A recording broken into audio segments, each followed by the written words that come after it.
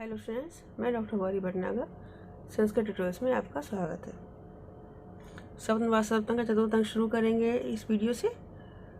चतुर्थ अंक में क्या है कि विवाह हो चुका है पद्मावती का और राजा उदयन का। वो विदूषक जो है स्वस्थ है। वो किसी दासी से बात कर रहा होता है कि उनका स्नान हुआ कि नहीं। राजा उदयन का पहले स्नान हो गया है। उसके बाद राजा और विदूषक जो है वो दूसरा राजा के पास चला जाता है। इधर क्रीड़ावन में वासवदत्ता पद्मावती बैठी हुई हैं, आपस में वार्तालाप कर रही हैं राजा से संबंधित। तो राजा विदूषक भी उधर आ जाते हैं। तो पद्मावती और वासवदत्ता जो है दासी के साथ उठकर लता मंडप के पीछे चली जाती हैं। विदूषक और राजा वहीं जाना चाहते हैं तो दासी है वो भौरों को उड़ा देती है वहाँ से। फिर वहीं बैठ जाते हैं और ये पीछे छुपे हुए होते हैं। वहाँ पे आपस में वार्तालाप करते हैं। विदूषक राजा से पूछता है पद्मावती वासवदत्ता में आपको कौन अच्छी लगती है। तो राजा जो है वो कहता है पद्मावती भी अच्छी प्रशंसा करता है, लेकिन वो कहता है कि मैं वासवदत्ता को नहीं भूल सका हूँ। वो वासवदत्ता जो है वो अपनी जगह है, मैं उसको नहीं भुला सकता। इस तरह की वार्तालाप चलते हैं। इतने फिर पता चलता है कि मगधराज जो है वो राजा से मिलेंगे। यहाँ पर यह अंक समाप्त हो जाता है। अब शुरू करते हैं चतुर्थ अंक। तथा प्रवेशति विदूषिका, विदूषक प्रवेश करता है प्रसन्नता के साथ। दृष्टिया तत्भवतो वत्स राज्य से अभिप्रेता विवाह मंगल रमणीय कालो दृष्टा। सौभाग्य से महाराज उदयन के अभीष्ट मंगल में विवाह का सुंदर समय देख लिया। कह नामा दैत जानाति तादृशे वयम अनर्थ शैलावृत्ते प्रशिक्षिता पुनरुन्मक्ष्याम। वो कहता कौन नाम है जानती, कौन यह जानता था कि उस प्रकार के अनर्थ रूपी जल के आवर्ते भंवर में प्रक्षिप्ता गिरे हुए फंसे हुए हम पुनः उन्मक्ष्यामा फिर से बाहर निकलेंगे। कौन सा अनर्थ रूपी भंवर था कि राज्य का हरण हो गया, वासवदत्ता जो है उसकी मृत्यु हो गई। तो इस तरह के अनर्थ रूपी जल से घिरे हुए हम बाहर निकल पाएंगे। इदानीं प्रासादेषु उच्यते, इस समय राजमहलों में रहते हैं। अंतःपुर दीर्घा सुस्नायते, अंतःपुर की बावड़ियों में स्नान करते हैं।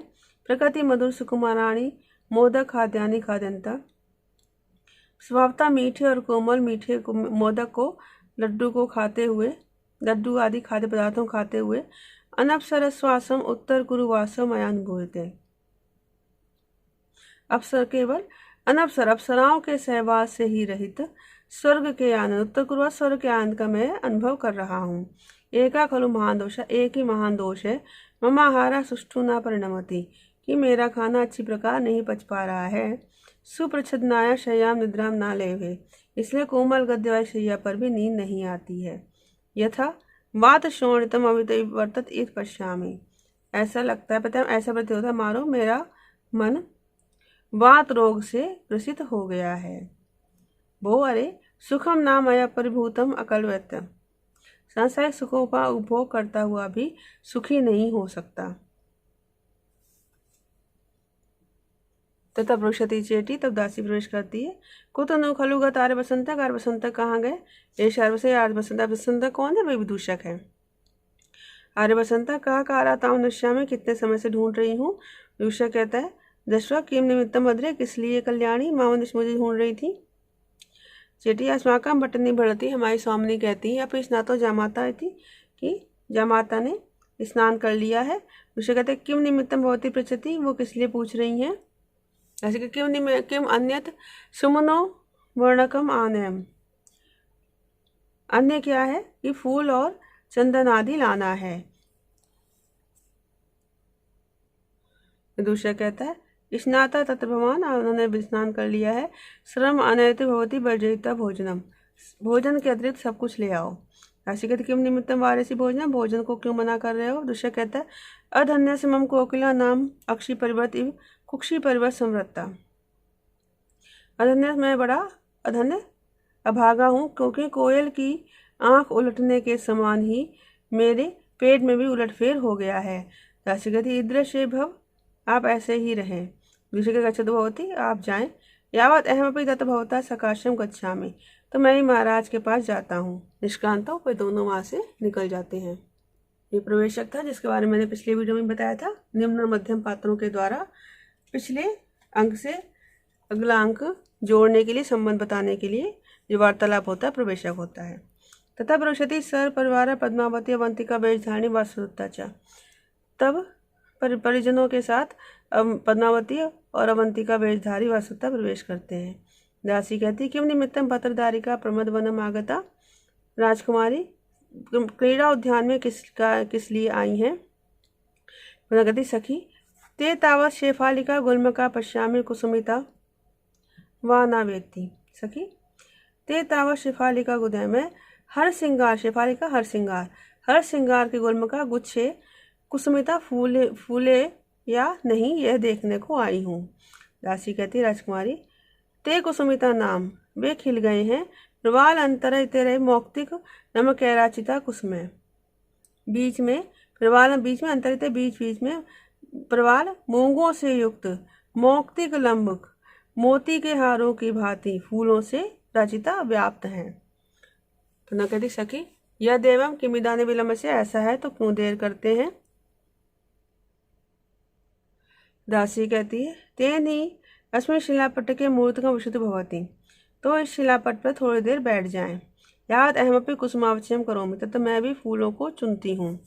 पद्मावती आर्य कीमत रुबिशाबा, क्या यहाँ बैठ जाए। वसुता कहती है ये भव तो ऐसा ही हो। दोनों बैठ जाती हैं। दासी कहती तथा कहता वैसे ही करके अर्थात फूल चुन के पश्यते भद्रदारिका अर्धमना शिलापट्ट के शेफालिका कुसुम पूरित में अंजलि। अर्धमना आधे भाग में, शिलापट्ट कह शेफालिका कुसुम आधे भाग में मंसिल के टुकड़ों की भांति शेफालिका के हरसिंगार के फूलों से मेरी अंजलि भर गई है। अर्धमना शिलापट्ट का आधे भाग में मंसिल के फूलों की भांति टुकड़ों की तरह हरसिंगार के फूलों से मेरी अंजलि भर गई है। पद्मावती देखकर कहती है ओह विचित्रता कुसुमानम, फूलों की उचितता। पश्यतु आर्य देखे, आर्या देखे। वासुदेवता कहती है हो दर्शनीयता कुसुमावना, फूलों की दर्शनीयता। दासी कहती भद्रारिका किम भूयव चेष्टामि, क्या फिर और चुनूं। न हला माँ भूयव चित्ते, नहीं और ना चुनो। वस्ता कहते हला किम निमित्तम आर्य से, किस लिए रोक रही हो। आर्यपुत्र यह आगत्य इमाम कुसुम समय दृष्ट्वा सम्मानिता भव्यम। आर्यपुत्र के द्वारा यहाँ आकर फूलों की समृद्धि को देखकर सम्मानित होंगी, अर्थात मुझे अच्छा लगेगा। वसुदेवता कहती हला प्रियस्ते भरता, क्या पति प्रिय है। पदाधिकारी ना जामे, नहीं जानती।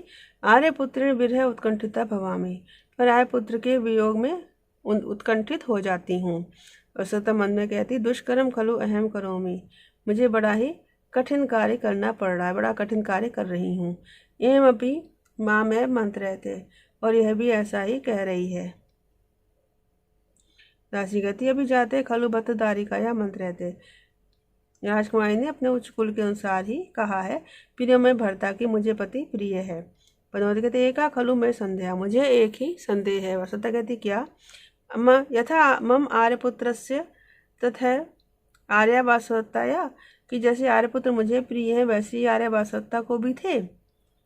वसुदेवता कहती अतो अपि अधिकम, इससे भी अधिक। पद्मावती पूछती है कथम तुम जानासी, तुम कैसे जानती। वसुदेवता फिर से बोल गई। अब मन में कहती है हम आर्यपुत्र पक्षपात हैं अधिक्रांता समुदाचारा। फिर से वही बात कहती है कि आर्यपुत्र के पक्षपात के कारण मैंने शिष्टाचार का उल्लंघन कर दिया। एवं तात भरिष्यामि, तो इस प्रकार कहती हूँ। अब प्रकट में कहती है यदि अल्प स्नेहा, यदि स्नेह कम होता, सा सुजनम ना परित्यजति, तो वह अपने जनों को नहीं छोड़ती। ना कहती भवितव्यम, होना चाहिए। क्यों, क्योंकि उनका जो था उदयन ने उन्हें भगा के शादी की थी, प्रेम विवाह था उनका। चेटी कहती भद्रदारिका राजकुमारी साधु भरतारम भण,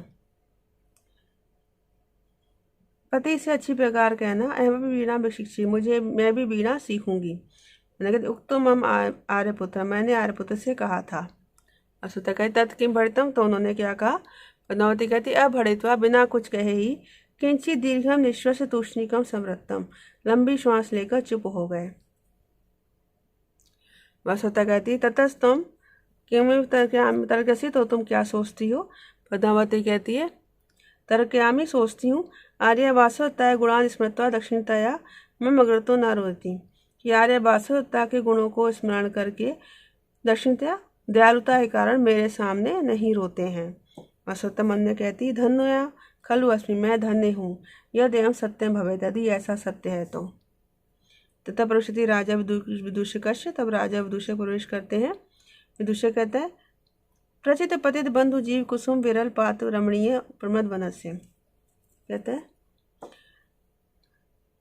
प्रचित पतित, अत्यधिक मात्रा में गिरे हुए बंधु जीव कुसुम, बंदूक के फूलों के अविरल पात बिखराए जाने से ये प्रमद कीड़ावन कितना रमणीय है। इतस्तावत् भवान, आप इधर से आए। राजा कहते, वैसे बसंतक अयम आगच्छामि, मैं आ गया हूँ।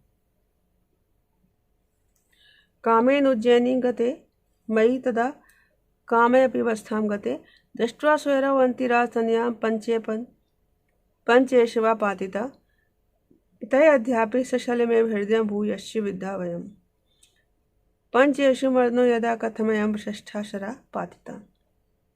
हम कहते हैं, मई उज्जैनी गते, मेरे उज्जैनी जाने पर, और तदा स्वयं अवंती राजतनयाम, और तब अवंती राजकुमारी, अवंती राज पुत्री को दृष्टवा देखकर, काम अपनी अवस्थाम गते, किसी अनिर्वचनीय दशा को, किसी अवस्था को मीन्स जो बताई ना जा सके, तो अनिर्वचनीय जो वर्णन करने योग्य नहीं है, अवर्णनीय दशा को प्राप्त हो जाने पर, कामेन कामदेव के द्वारा पंचेशवा पातिता, पांचों बार चला दिए गए। तय अध्यापि हृदय सशल्यम एव, वे तय उनसे अध्यापि आज भी मेरा हृदय सशलम घायल है। भूयश्य वयम विद्धा, और फिर भी हमें वेद दिया गया है, बीन दिया गया है।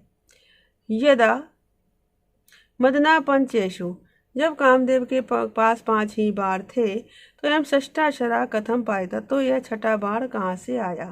किसके लिए कह रहा है वो, कि वासवदत्ता जो है उसके लिए प्रेम अभी तक उदयन के हृदय में वैसा ही है, फिर उसके हृदय पद्मावती के प्रति प्रेम का भाव क्यों उदित हो रहा है, ये इसका भाव है। फिर से देखेंगे, मैं उज्जैनी गते, मेरे उज्जैनी जाने पर, और तब स्वयं अवंती राज तनयाम दृष्टवा, यथेच इच्छा अनुसार अवंती राजपुत्री को देखने पर, कहाँ पे अवस्था में गते, किसी अवर्णनीय अवस्था में पहुंच जाने पर, अवर्णनीय दिशा को प्राप्त हो जाने पर, कामेन कामदेव के द्वारा पंचेशवा पातिता, पांचों बार चला दिए गए। तय अद्यापि, उन बाणों से आज भी, हृदय सशल्यम एव, हृदय बिंधा हुआ है, हृदय घायल है, और भूयश, फिर से वह विद्या, हमें बींध दिया गया, मतलब फिर से हमें घायल कर दिया गया। तो यदा मदना पंचेशु, जब कामदेव के पास 5 ही बार थे, तो एम षष्ठम शरा कथम पायता, तो यह छठा बार कहाँ से आया, कहाँ से चलाया गया। दूसरा कहता है, कुतनु खलु गता तत्र भवती पद्मावती, भरा देव पद्मावती कहाँ गई, लता मंडपम गता भवेत, लता मंडप में गई होंगी, उताहो, अथवा असल कुसुम संचिता व्याघ्र चर्मा गुंडित में पर्वत तिलकम नाम शिलापट्टगम गता भवेत, अथवा असल बंदूक के फूलों से संचित व्याप्त व्याघ्र चर्म से मंडित की समान पर्वत तिलक नामक शिलापट्ट पर गई होंगी, अथवा अधिक कटुक गंध सप्त छदन प्रविष्टा भवेत, अथवा अधिक तीव्र गंध वाले सप्त छंद के आबनूस के वन में प्रवेश कर गई होंगी, अथवा आखलित मृग पक्षी संकुल दारू पर्वतकम गता भवेत, अथवा अनेक पशु पक्षियों के चित्रों से व्याप्त काष्ठ पर्वत पर चली गई होंगी। शरत काल निर्मल अंतरिक्ष, शरत काल के काल निर्मल आकाश में प्रसारित फैली हुई बलदेव बाहु दर्शनीय, बलदेव की भुजाओं के समान दर्शनीय, सारस पंक्ति यावत समाहितम गच्छन्ति, सारस की पंक्ति समाहितम एक समान रूप में गिर जाती हुई सारस की पंक्ति को आप देखें। भवान पश्यतु, आप देखें। राजा कहता है वैश्य पश्यामि एनाम, इसे देखता हूँ। ऋजवायतम च बिरलम नतोन्नताम च सप्तर्षि वंश कुटिलाम च निवर्तनेषु निर्मुच्यमान भुजगोदर निर्मल से सीमा में अम्बतल से विभज्यमाना। कहते हैं इसे देख रहा हूँ। कैसी है ये? ऋजवायतम च बिरलाम च नतो नताम च। कभी ऋजवायतम सीधी और फैली हुई, ऋजव सीधी और आयतम फैली हुई, कभी विरलाम, कभी विरल अर्थात बिखरी हुई, नतोनताम ऊंची नीची, कभी बिखरी हुई और ऊंची नीची। निवर्तनेषु च सप्तर्षि वंश कुटिला, और मोड़ों पर सप्तर्षि मंडल के समान टेढ़ी, और इसीलिए निर्मुच्यमान भुजगोदर निर्मल से, छोड़ी हुई भुजगोदर केंचुली वाले सांप के, छोड़ी हुई केंचुली वाले सांप के उदर के समान निर्मल। अंबर तलस्य विभज्यमाना, आकाश को विभाजित करती हुई, आकाश की विभाजित होती हुई सीमा में, सीमा रेखा के समान इसको देख रहा हूँ। फिर से देखेंगे कैसी है? ऋजवायतम कभी सीधी और फैली हुई, विरलम नतोन्नताम कभी बिखरी हुई और ऊंची नीची, निवर्तनेषु मोड़ों पर, सप्तर्षि वंश कुटिला सप्तर्षि मंडल के समान टेढ़ी, इसलिए निर्मुच्यमान भुजगोदर में, छोड़ी हुई केंचुल वाले सांप के उदर के समान निर्मल।